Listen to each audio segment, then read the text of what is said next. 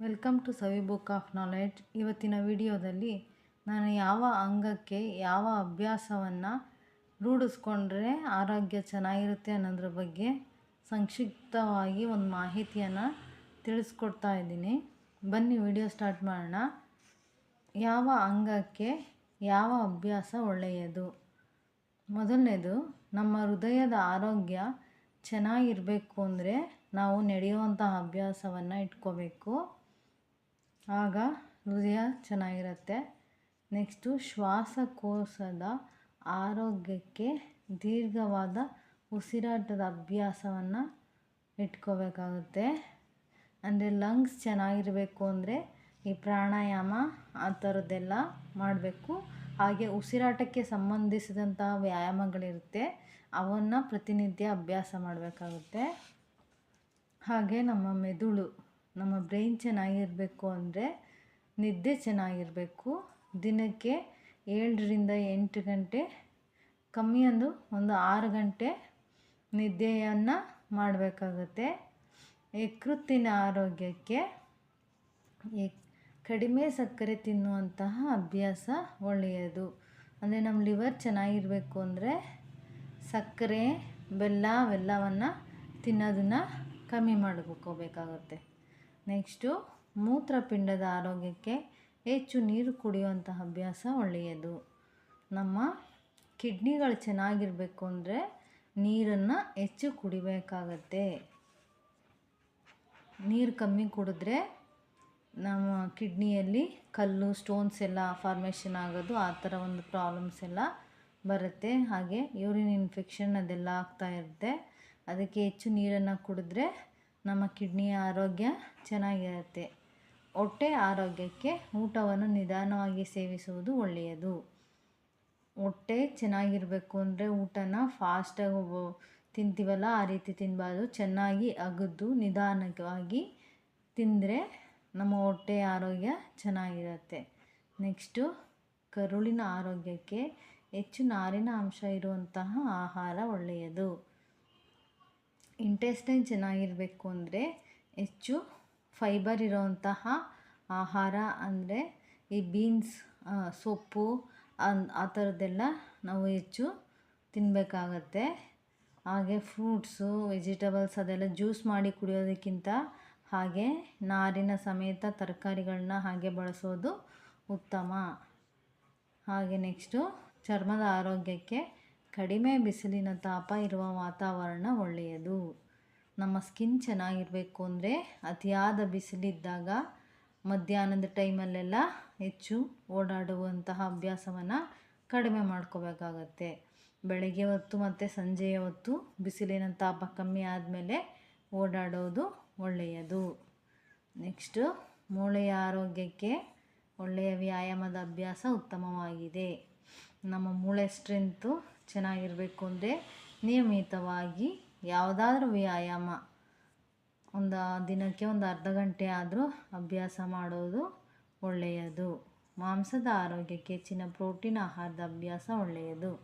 ನಮ್ಮ ಮಸಲ್ ಚೆನ್ನಾಗಿರಬೇಕು ಅಂದರೆ ನಮ್ಮ ಪ್ರತಿನಿತ್ಯದ ಊಟದಲ್ಲಿ ಪ್ರೋಟೀನ್ ಇರುವಂಥ ಆಹಾರವನ್ನು ನಾವು ಸೇವಿಸಲೇಬೇಕಾಗತ್ತೆ. ಪ್ರೋಟೀನ್ ರಿಚ್ ಇರೋವಂತಹ ಸೋಯಾ, ಹಾಗೆ ಸೋಯಾಯಿಂದ ಮಾಡಿರೋಂತಹ ತೋಫು, ಆಮೇಲೆ ಚಿಕನ್ ತಿನ್ನೋರು, ನಾನ್ ವೆಜಿಟೇರಿಯನ್ ಚಿಕನ್ ಆ ಥರ ಹೆಚ್ಚು ಇರೋವಂಥ ಪ್ರೋಟೀನ್ ಆಹಾರವನ್ನು ಸೇವಿಸಬೇಕಾಗತ್ತೆ. ನಾನ್ ವೆಜ್ ತಿಂದಿರೋರು ಸೋಯಾ ಚಂಕ್ಸ್ ಅದೆಲ್ಲ ಬರುತ್ತಲ್ಲ, ಅದೆಲ್ಲ ಪ್ರತಿನಿತ್ಯ ತಿಂದರೆ ನಮ್ಮ ಮಸಲ್ ಏನಿರುತ್ತೆ ಆ ಮಸಲ್ ಟೋನು ಚೆನ್ನಾಗಿರುತ್ತೆ. ಮಸಲ್ ಚೆನ್ನಾಗಿದ್ರೇ ನಮಗೆ ದೇಹಕ್ಕೆ ಶಕ್ತಿಯೆಲ್ಲ ಸಿಗೋದು. ನಮ್ಮ ಕಣ್ಣಿನ ಆರೋಗ್ಯಕ್ಕೆ ಹೆಚ್ಚು ಮೊಬೈಲ್ ಬಳಸದೇ ಇರುವುದು ಉತ್ತಮವಾಗಿದೆ. ಕಣ್ಣು ಚೆನ್ನಾಗಿರಬೇಕು ಅಂದರೆ ಅತಿಯಾಗಿ ಮೊಬೈಲ್ನ ಅಂದರೆ ಅನಾವಶ್ಯಕವಾಗಿ ಬೇಡದೇ ಇರೋ ಸಮಯದಲ್ಲಿ ಬೇಡದೇ ಇರೋದನ್ನು ನೋಡೋದನ್ನು ಅವಾಯ್ಡ್ ಮಾಡೋದು ಒಳ್ಳೆಯದು. ಮೇದೋಜೀರಕ ಗ್ರಂಥಿಯ ಆರೋಗ್ಯಕ್ಕೆ ರಕ್ತದಲ್ಲಿನ ಸಕ್ಕರೆಯ ಮಟ್ಟ ಸರಿಯಾಗಿರುವಂತೆ ನೋಡಿಕೊಳ್ಳುವುದು ಒಳ್ಳೆಯ ಅಭ್ಯಾಸ. ನಮ್ಮ ಬ್ಲಡ್ಡಲ್ಲಿ ಶುಗರ್ ಲೆವೆಲ್ ಕರೆಕ್ಟಾಗಿದ್ದರೆ ಕರೆಕ್ಟಾಗಿರೋ ಹಾಗೆ ನೋಡಿಕೊಳ್ಳಬೇಕಾಗತ್ತೆ. ಹಾಗೆ ನೆಕ್ಸ್ಟು ಥೈರಾಯ್ಡ್ನ ಆರೋಗ್ಯಕ್ಕೆ ಅಯೋಡಿನ್ ಮತ್ತು ಒತ್ತಡರಹಿತವಾದ ಜೀವನ ಉತ್ತಮ ಅಭ್ಯಾಸ. ಥೈರಾಯ್ಡು ಗ್ರಂಥಿ ಏನು ಚೆನ್ನಾಗಿರಬೇಕು ಅಂದರೆ ಅಯೋಡಿನ್ ಇರೋವಂತಹ ಉಪ್ಪು ಮತ್ತು ಸ್ಟ್ರೆಸ್ಸನ್ನು ಕಮ್ಮಿ ಮಾಡ್ಕೋಬೇಕಾಗತ್ತೆ. ಆವಾಗ ಥೈರಾಯ್ಡು ಆರೋಗ್ಯ ಚೆನ್ನಾಗಿರುತ್ತೆ. ನೆಕ್ಸ್ಟು ರೋಗ ನಿರೋಧಕ ವ್ಯವಸ್ಥೆ ಚೆನ್ನಾಗಿರಲು ಒಳ್ಳೆಯ ನಿದ್ದೆಯು ಉತ್ತಮವಾಗಿದೆ. ನಮ್ಮ ಇಮ್ಯುನಿಟಿ ಪವರ್, ನಮ್ಮ ದೇಹದಲ್ಲಿ ಇಮ್ಯುನಿಟಿ ಸೈಕಲ್ ಏನು ಚೆನ್ನಾಗಿರಬೇಕು ಅಂದರೆ ನಿದ್ದೆಯನ್ನು ಕಮ್ಮಿ ಮಾಡಬಾರ್ದು. ನಿದ್ದೆಯನ್ನು ಒಬ್ಬ ಮನುಷ್ಯ ಪ್ರತಿನಿತ್ಯ 8ರಿಂದ 9 ಗಂಟೆ ನಿದ್ದೆ ಏನು ಮಾಡಬೇಕಾಗಿರುತ್ತೆ ಅದನ್ನು ಮಾಡಲೇಬೇಕು. ಅದರಲ್ಲಿ ವ್ಯತ್ಯಾಸ ಆದರೆ ನಮ್ಮ ಇಮ್ಯುನಿಟಿ ಪವರ್ ಹಾಗೆ ದೇಹದಲ್ಲಿ ಎಲ್ಲ ಥರದ ಸಮಸ್ಯೆಗಳು ಉಲ್ಬಣಗೊಳ್ಳುತ್ತೆ. ನೆಕ್ಸ್ಟು ಹೃದಯದ ನಾಳಗಳು ಉತ್ತಮವಾಗಿರಲು ಕಡಿಮೆ ಉಪ್ಪನ್ನು ಸೇವಿಸುವುದು ಒಳ್ಳೆಯ ಅಭ್ಯಾಸವಾಗಿದೆ. ಅಂದರೆ ಹಾರ್ಟಲ್ಲಿರೋಂತಹ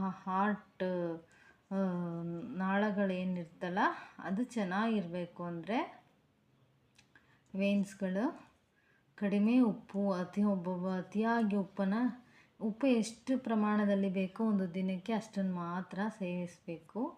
ಅದಕ್ಕಿಂತ ಅತಿಯಾಗಿ ಹೆಚ್ಚು ಉಪ್ಪನ್ನು ತಿನ್ನುವಂತಹ ಅಭ್ಯಾಸ ಇಟ್ಕೊಂಡ್ರೆ ನಮ್ಮ ಹಾರ್ಟಲ್ಲಿರೋಂತಹ ವೆಸಲ್ಸ್ ಎಲ್ಲ ಬ್ಲಾಕ್ ಆಗಿಬಿಡತ್ತೆ. ನೆಕ್ಸ್ಟು ಕೀಲುಗಳು ಚೆನ್ನಾಗಿರಲು ನಿಯಮಿತವಾದ ಚಲನೆಯ ಅಭ್ಯಾಸ ಒಳ್ಳೆಯದು. ಅಂದರೆ ಒಬ್ಬರು ಏನು ನಡೀದೆ ಹಾಗೇ ಇರ್ತಾರಲ್ಲ ಆ ರೀತಿ ಇರಬಾರ್ದು. ಒಂದು ದಿನಕ್ಕೆ ಒಂದು 10ರಿಂದ 15 ನಿಮಿಷ ಆದರೂ ಸ್ವಲ್ಪ ಮೂಮೆಂಟ್ ಅನ್ನೋದು ದೇಹಕ್ಕೆ ತುಂಬ ಅವಶ್ಯಕವಾಗಿರುತ್ತೆ. ಆವಾಗ ಈ ಜಾಯಿಂಟ್ಸ್ ಏನಿರುತ್ತೆ ಮೂಮೆಂಟ್ ಇದ್ದರೆ ನಮ್ಮ ಆರೋಗ್ಯಕ್ಕೆ ಒಳ್ಳೆಯದು. ಜಾಯಿಂಟ್ಸ್ಗಳಿಗೆ ಸ್ವಲ್ಪನಾದರೂ ಒಂದು ಮೂಮೆಂಟ್ ಅನ್ನೋದು ಬೇಕು. ಅದಕ್ಕೋಸ್ಕರ ಸ್ವಲ್ಪ ವಾಕಿಂಗನ್ನು ರೂಢಿ ಮಾಡಿಕೊಂಡ್ರೆ ಒಳ್ಳೆಯದು.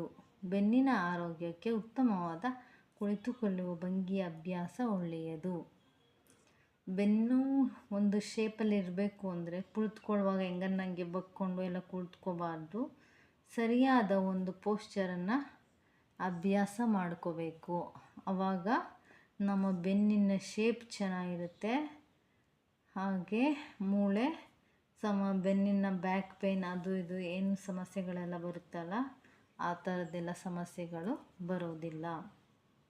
ನೆಕ್ಸ್ಟು ಮೆದುಳಿನ ನರಗಳ ಆರೋಗ್ಯಕ್ಕೆ ಒಮೆಗಾ 3 ಇರುವ ಆಹಾರ ತಿನ್ನುವ ಅಭ್ಯಾಸ ಒಳ್ಳೆಯದು. ನಮ್ಮ ಮೆದುಳಿನಲ್ಲಿರೋ ನರಗಳಿಗೆ ನರ್ವ್ಸು ಚೆನ್ನಾಗಿರಬೇಕು ಅಂದರೆ ಒಮೆಗಾ 3 ಇರುವಂಥ ಆಹಾರ ಅಂದರೆ ಈ ಅಗಸೆ ಬೀಜ, ಹಾಗೆ ಮೀನಿನ ಎಣ್ಣೆ ಇರೋಂತಹ ಮಾತ್ರೆಗಳು, ಮತ್ತು ಡ್ರೈ ಫ್ರೂಟ್ಸಲ್ಲೆಲ್ಲ ಇರುತ್ತಲ್ಲ ಅದು ಎಲ್ಲ ಯಾವುದ್ರಲ್ಲಿ ಒಮೆಗಾ 3 ರಿಚ್ ಇರುತ್ತಲ್ಲ ಆ ಥರ ಫುಡ್ಡನ್ನ ತಿನ್ನುವಂತಹ ಅಭ್ಯಾಸವನ್ನು ಇಟ್ಕೋಬೇಕಾಗತ್ತೆ. ಆಗ ಮೆದುಳಿನ ನರಗಳಿಗೆ ಒಮೆಗಾ 3 ಫುಡ್ಡು ಹೋದರೆ ನರಗಳೆಲ್ಲ ನಿಷ್ಕ್ರಿಯ ಹೊಂದಿರೋದೆಲ್ಲ ಕ್ರಿಯಾಶೀಲವಾಗಿ ಅವು ತನ್ನ ಕೆಲಸಗಳನ್ನು ಮಾಡೋದಕ್ಕೆ ಸಹಾಯ ಆಗತ್ತೆ. ಸೊ ಇದಾಯಿತು ಸ್ನೇಹಿತರೆ ಇವತ್ತಿನ ಒಂದು ವಿಡಿಯೋ. ನಮ್ಮ ದೇಹದಲ್ಲಿನ ಯಾವ ಅಂಗ ಚೆನ್ನಾಗಿರಬೇಕು ಅಂದರೆ ಯಾವ ರೀತಿಯ ಅಭ್ಯಾಸವನ್ನು ಇಟ್ಕೊಳ್ಳೋದು ಒಳ್ಳೆಯದು ಅಂತ. ಸೊ ಇವತ್ತಿನ ವಿಡಿಯೋ ಏನಾದರೂ ನಿಮಗೆ ಇಷ್ಟ ಆದಲ್ಲಿ ತಪ್ಪದೆ ವಿಡಿಯೋಗೊಂದು ಲೈಕ್ ಮಾಡಿ, ಶೇರ್ ಮಾಡಿ. ಹಾಗೆ ಯಾರೆಲ್ಲ ಹೊಸಬ್ರು ನಮ್ಮ ಚಾನಲ್ನ ನೋಡ್ತಾ ಇದ್ದೀರೋ ಪ್ಲೀಸ್ ಸಬ್ಸ್ಕ್ರೈಬ್ ಮಾಡ್ಕೊಂಡು ನೋಡಿ.